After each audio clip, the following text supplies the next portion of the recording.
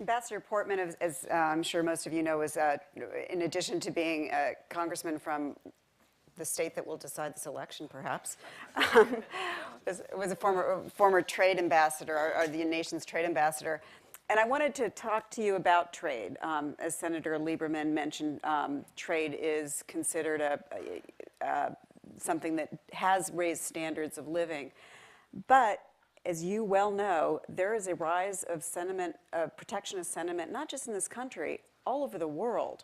And you saw the collapse of the Doha talks, and you saw this has not been a good year for trade, both in terms of trade deals being stopped, blocked in Congress.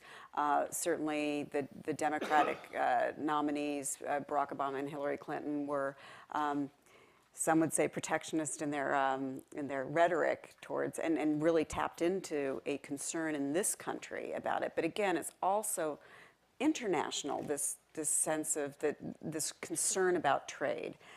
How would a McCain administration address that? Well, Nina, first, thank you for being here, and it's great to be at the Institute. Larry Jacobs brings students to Washington periodically, and it's been a pleasure to meet with them. It's a great organization, and thanks for hosting this. Trade is a politically controversial issue these days, but following on with what Senator Lieberman said earlier, it is absolutely an essential part of this soft power arsenal. We have to have it as a way to break through. Bud talked a little about education and even healthcare, all of which are important and actually help to develop a country economically. But ultimately, trade is probably the single best weapon we have to really reduce poverty and, as Senator Lieberman said, literally bring hundreds of millions of people out of poverty. And that's why it's disappointing the Doha round didn't succeed, because this is the multilateral, once-in-a-generation opportunity to liberalize trade. And the World Bank studies and others indicated that if we could do that, you could see significant barriers reduced, particularly in the developing world, which would result in more economic activity. There's no better example than the Middle East. And partly it's because the Middle East is closed one country to the other. In other words, it's not so much about the U.S. trading with the Middle East, although when I was trade rep, as you know, we were able to ratify trade agreements with both Oman and Bahrain, relatively small economies, but a good step in the right direction. And Gulf states is a good place to start, but it needs to move quickly to Iraq and other countries. But this is more than just trade between the United States and these countries. It's about developing countries being able to trade with one another. The average barriers out there on trade between developing countries are higher than they are in the United States as it relates to those countries. 70% of the barriers out there are between one developing country and another, and the Mideast is not knit together. So one of the exciting opportunities here that holds a lot of promise for economic development and to give these young people alternatives to being jihadists, certainly, is to have that kind of trade that results in economic development. Why? Because when you trade, you tend to modernize economies. When we trade with other countries in particular, it leads to more transparency in the economy, far less corruption because we insist on that transparency, and markets tend to be the most efficient way to allocate resources. And if you look at the studies, and there have been some good studies done, not by the University of Minnesota yet, but other universities, talking about the impact of trade on diplomacy and foreign affairs, it is truly impressive. Countries that trade together don't fight. Countries that trade together deepen their diplomatic relationship. Countries that trade together tend to share in these ideals that we hold so dearly here on the political side, because economic freedom almost always translates into political freedom.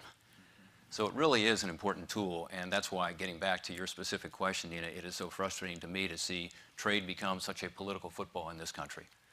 Not just because, as Senator Lieberman alluded to, it will hurt us and hurt our workers and hurt our farmers.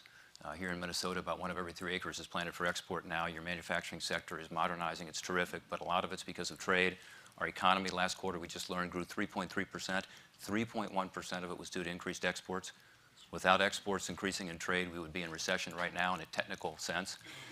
So this is critical to our economy, but it's also critical to the soft power and the ability to reach out. And what worries me, Nina, and I'm happy to talk about why I think that, but I want to turn it over to others here on the panel who have a lot of very relevant experience in this, including Joe Lieberman, who's had to fight with me on the Central American Free Trade Agreement and other votes he's taken, which have been very tough.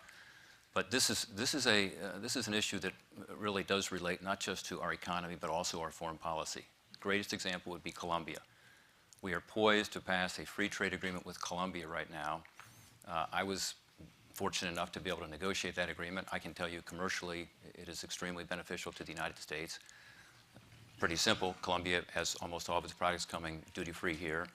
We pay tariffs there as high as 35–40%, so it's good commercially. But it's also about diplomacy. We are letting down an important ally in the region. President Uribe personally negotiated this agreement. He has invested in it, made a commitment to it. And at a time when we are concerned about Venezuela, President Chavez, and other forces in that part of the world, we need to stand up with our allies.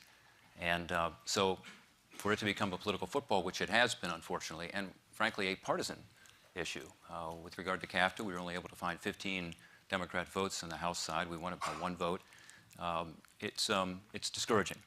So we need to make sure that these points are all understood, not just the economics of trade and the commercial side, which we can debate about and talk about worker retraining and talk about the need for a more level playing field, more enforcement. I agree with all that, but also about its effect on diplomacy.